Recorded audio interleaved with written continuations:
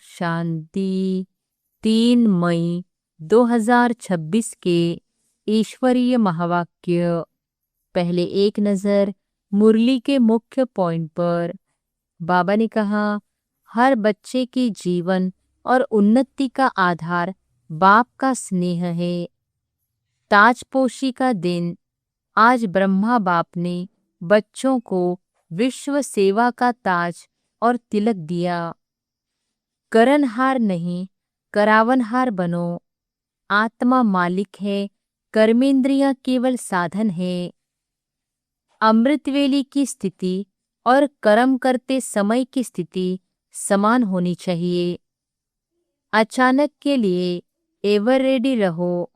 मृत्यु या विनाश कभी भी हो सकता है, तैयारी अभी रखो। और फिर बाबा ने कहा, कभी शब्द हटाओ, अभी अपनाओ। ब्राह्मण जीवन में टालना नहीं, तुरंत करना है। ब्रह्मा बाप की तरह मोह से मुक्त होकर अशरीरी अभ्यास करो। कर्म करते करते भी आत्मा की स्थिति में रहना सीखो। हर कार्य के साथ कौन सा सामान रखना है, पहले तय करो। बिना आत्मिक स्थिति के कोई शक्ति या कर्मेंद्रियां कंट्रोल में नहीं आती। और फिर लास्ट में बाबा ने कहा, दिन के अंत में अपने मन, बुद्धि, संस्कारों की जांच करो। बाप ने हर बच्चे को सर्वशक्तिवान का वरदान दिया है, उसे प्रयोग करो। तीव्र पुरुषार्थ जरूरी है। अब सामान्य नहीं, तेज गति से पुरुषार्थ करना है। अगर मालिकपन की स्थिति में रहकर आदेश दोगे तो शक्तियां तुरंत काम करेंगी। 3 शब्द याद रखो, अचानक, एवर रेडी, बहुत समय का अभ्यास। और अब सुनते हैं महावाक्यों को विस्तार से। अव्यक्त बाप दादा के मधुर महावाक्य। मुरली का सार। ब्रह्मा बाप समान नष्टो मोहा स्मृति स्वरूप बनने के लिए मन का टाइम टेबल बनाकर कर्म करते कर्मयोगी अशरीरी बनने का अभ्यास करो। आज चारों ओर के बच्चों में विशेष स्नेह समाया हुआ है। आज के दिन को कहते ही है स्मृति दिवस। बाप दादा ने अमृत वेले से चारों ओर देखा, चाहे देश में चाहे विदेश में, सभी बच्चों के दिल में बाप के स्नेह की तस्वीर दिखाई दी। और बाप के दिल में भी हर एक बच्चे के स्नेह की तस्वीर समाई हुई थी। आज के दिन को विशेष स्नेह का, स्मृति का दिवस कहते हो। बाप दादा ने अमृत वेले से भी पहले बच्चों की तरफ से अनेक स्नेह के मोतियों की मालाएं देखी। हर एक बच्चे के दिल में ऑटोमेटिक यह गीत बज रहा है, मेरा बाबा, ब्रह्मा बाबा, मीठा बाबा। और बाप दादा के दिल में यह गीत बज रहा है, मीठे बच्चे, प्यारे बच्चे। आज हर एक के अंदर और शक्तियों के सिवाय स्नेह की शक्ति ज्यादा समाई हुई है। यह परमात्मा स्नेह, ईश्वरीय स्नेह सिर्फ संगम युग पर ही अनुभव होता है। यह परमात्मा स्नेह अनुभवी ही जाने, जो हर एक बच्चे को सहयोगी बना देता है। बाप दादा ने देखा, सर्व बच्चों में स्नेह का अनुभव बहुत बहुत समाया हुआ है। आप सबके जन्म का आधार स्नेह है। ऐसा कोई भी बच्चा नहीं दिखाई देता और शक्तियां कम भी हो, लेकिन बाप का स्नेह या निमित्त बनी हुई विशेष आत्माओं के स्नेह का अनुभव मेजॉरिटी सभी के दिल में, चेहरे में दिखाई देता है। अभी आप सबको आज विशेष यहाँ तक किसने पहुँचाया? किस विमान में आए, ट्रेन में आए या विमान में आए?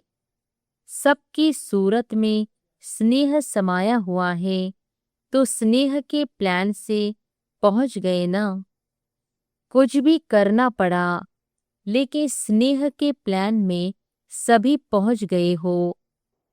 आज के दिन को स्मृति दिवस कहा जाता है, लेकिन स्मृति दिवस के साथ साथ समर्थी दिवस भी कहा जाता है। आज के दिन को ताजपोशी का दिन भी कहा जाता है, क्योंकि आज के दिन बाप दादा ने, विशेष ब्रह्मा बाप ने निमित्त बने हुए महावीर बच्चों को विश्व सेवा का ताज पहनाया।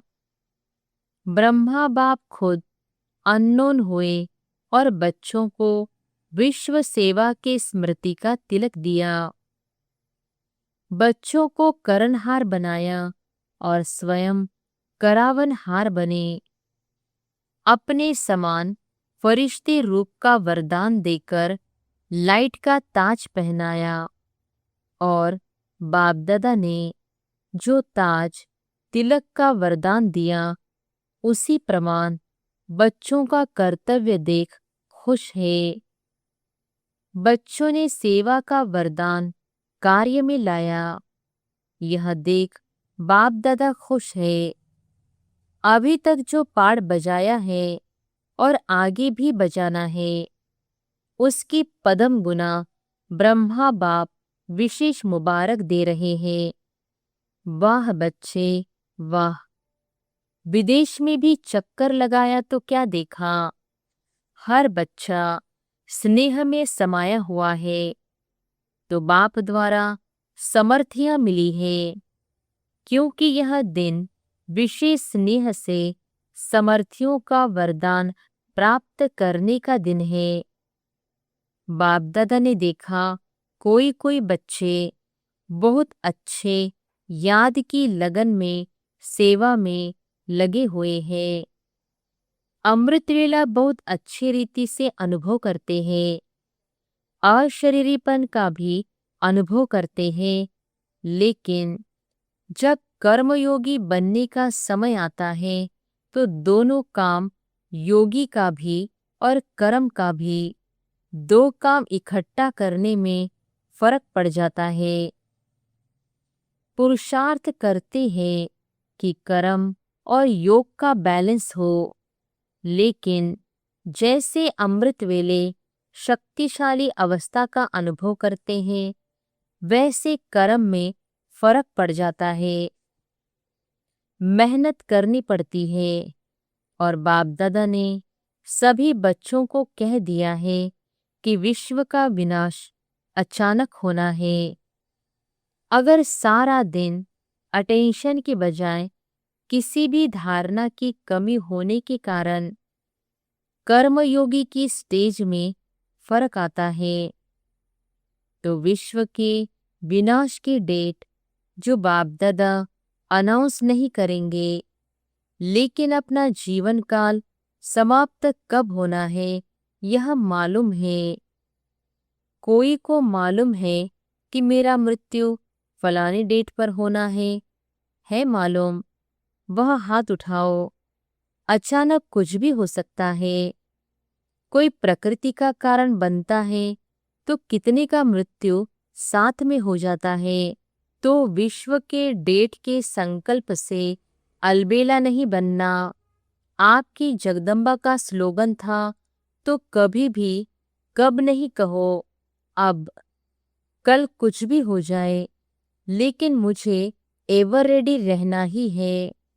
तो इतनी तैयारी सबके अटेंशन में है।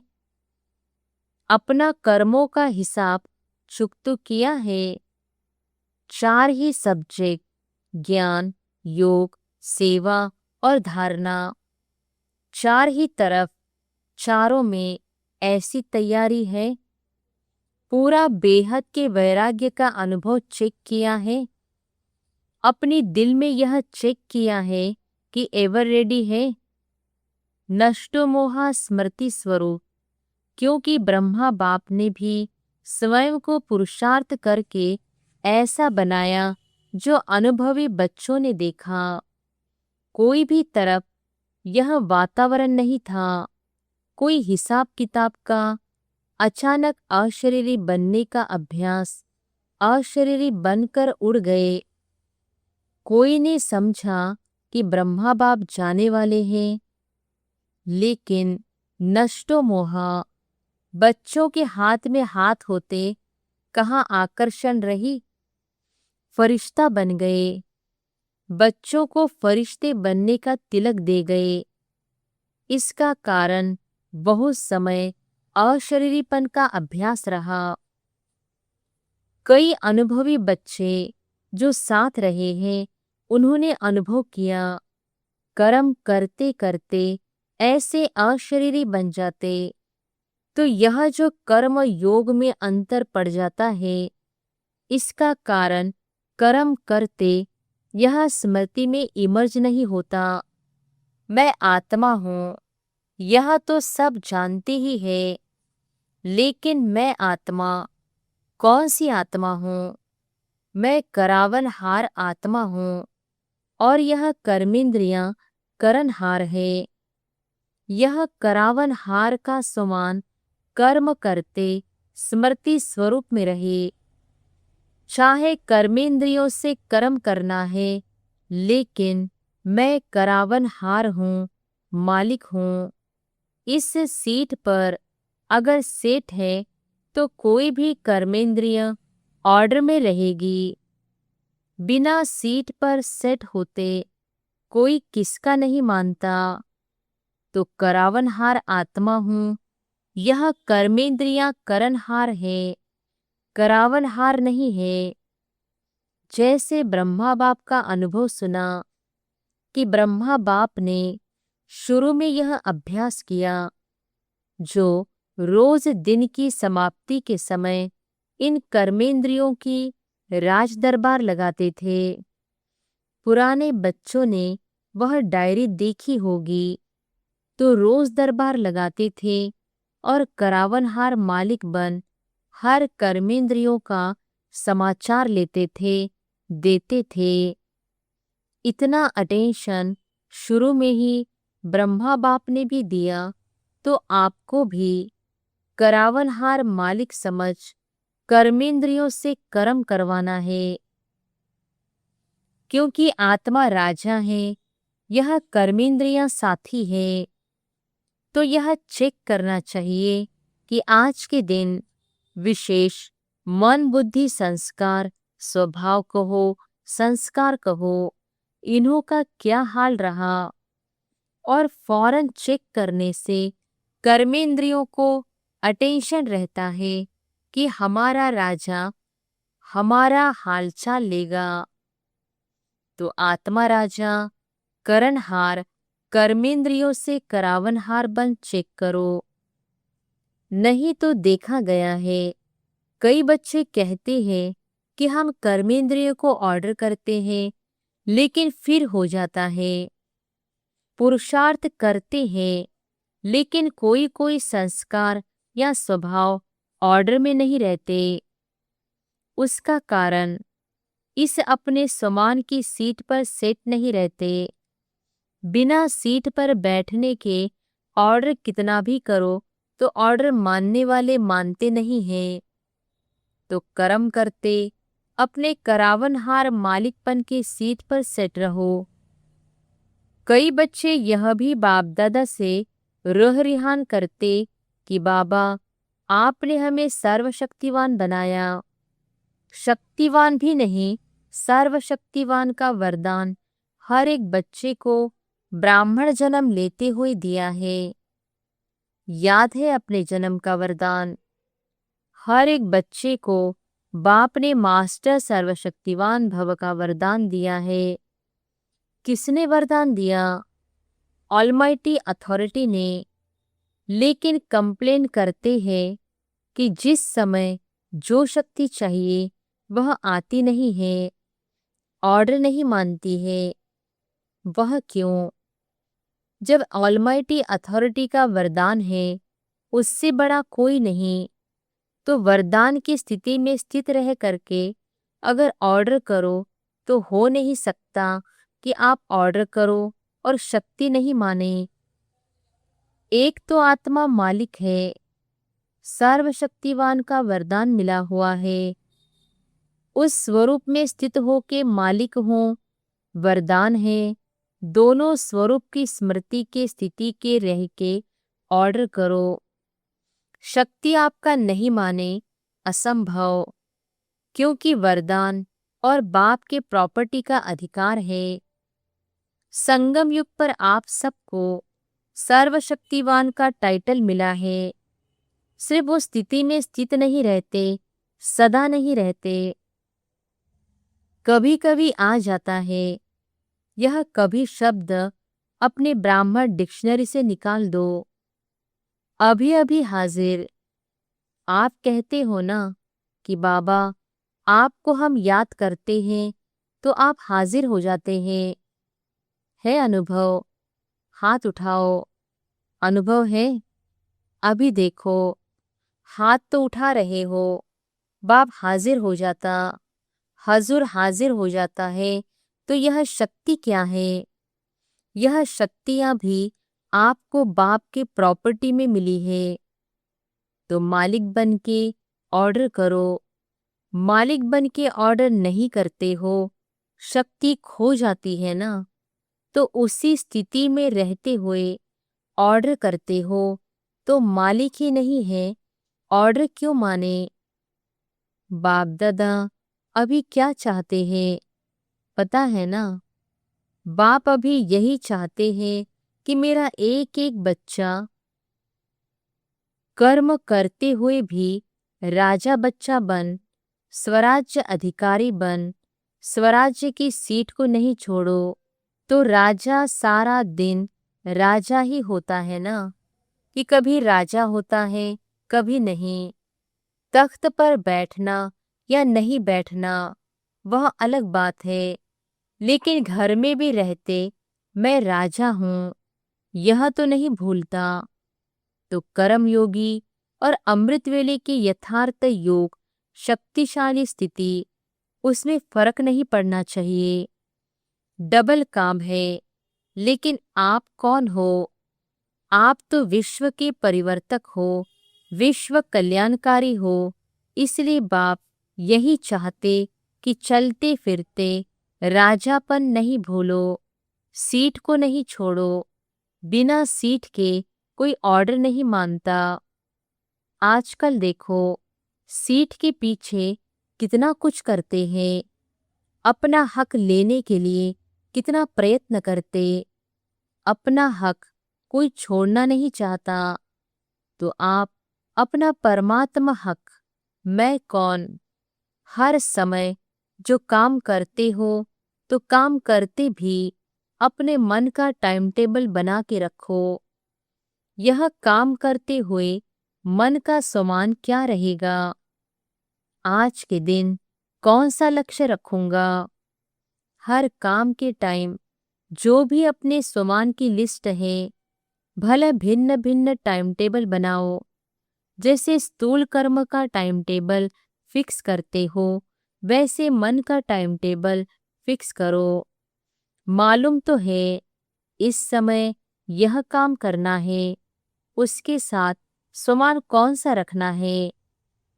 मालिकपन का अधिकार किस समान के रूप में रखना है, यह मन का टाइम टेबल बनाओ। टाइम टेबल बनाने आता है ना? माताओं को आता है।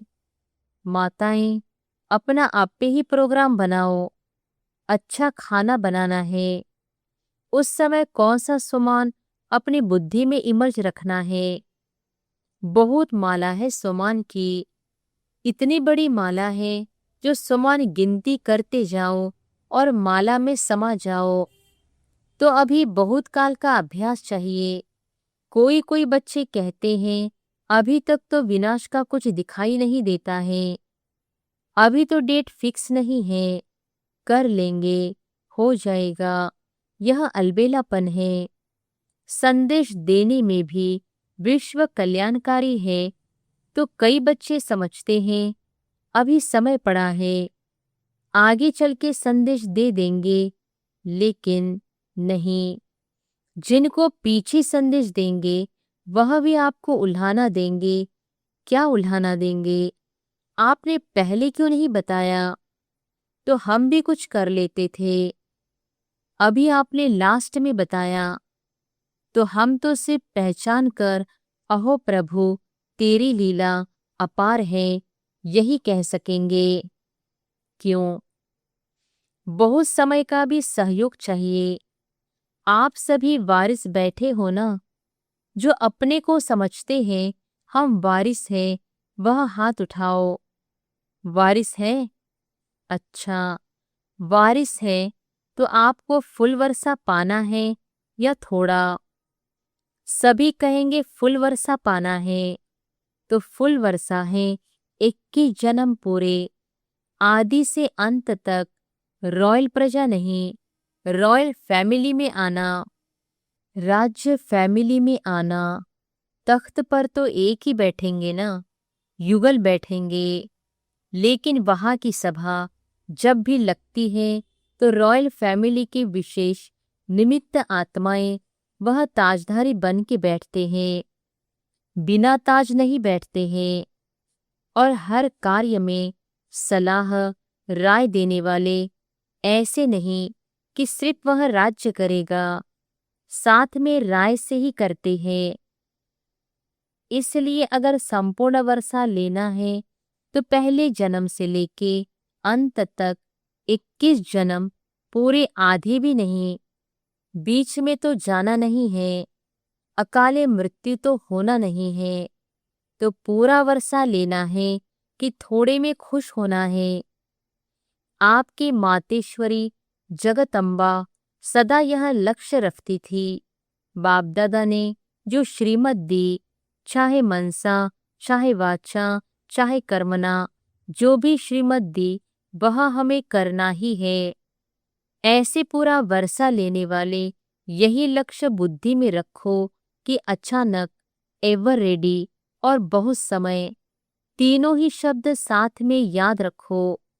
इसलिए बाप दादा का सभी आशाओं के दीपक बच्चों प्रति यही वरदान है कि सदा यह तीनों ही शब्द याद रखकर सभी आशाओं के दीपक बनने का प्रत्यक्ष सबूत दिखाओ। अच्छा, फॉरेन वाले भी मनसा सेवा से सहयोगी है ना? बाप दादा ने देखा कि वृद्धि सब धर्मों में हो रही है, एक धर्म नहीं, सिर्फ हिंदू नहीं, लेकिन मुस्लिम, बुद्धिस्ट, क्रिश्चियन सब धर्म धीरे धीरे आध्यात्मिकता में रुचि ले रहे हैं। पहले देखो, ब्रह्मा कुमारियों का नाम सुन के डरते थे, विनाश विनाश क्या कहती है, और अभी क्या कहते हैं? अभी कहते हैं बताओ विनाश कब होगा, कैसे होगा और क्या करे। इसलिए होना तो है ही, यह तो गारंटी है। आप सबको गारंटी है ना? चाहे विदेश वाले चाहे भारत वाले, गारंटी है ना? बाप दादा ने सिर्फ जो इशारा दिया है कि पुरुषार्थ को तीव्र करो, पुरुषार्थ नहीं, पुरुषार्थ का समय गया, अभी तीव्र पुरुषार्थ का समय है।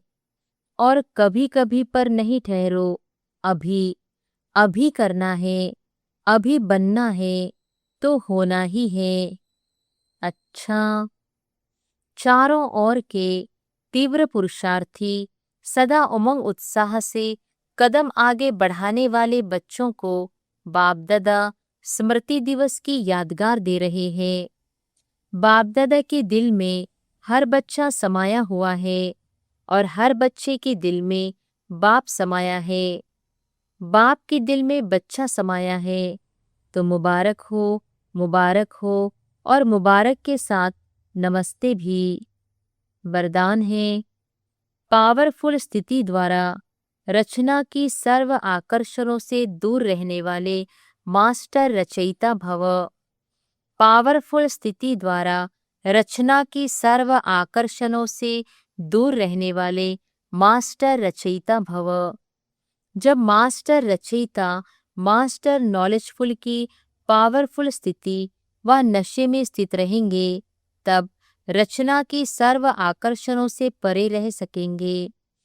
क्योंकि अभी रचना और भी भिन्न भिन्न रंग ढंग रूप रचेगी, इसलिए अभी बचपन की भूले, अलबेलेपन की भूले, आलस्य की भूले, बेपरवाही की भूले जो रही हुई है, उन्हें भूलकर अपने पावरफुल शक्ति स्वरूप, शस्त्रधारी स्वरूप, सदा जागती ज्योति स्वरूप को प्रत्यक्ष करो, तब कहेंगे मास्टर रचयिता।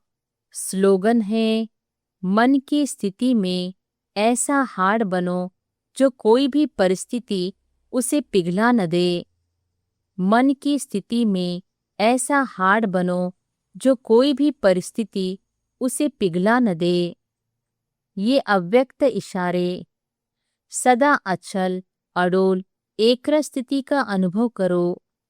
किसी भी वातावरण में, वायुमंडल में रहो, लेकिन स्थिति सदा अचल, अडोल, एकरस हो।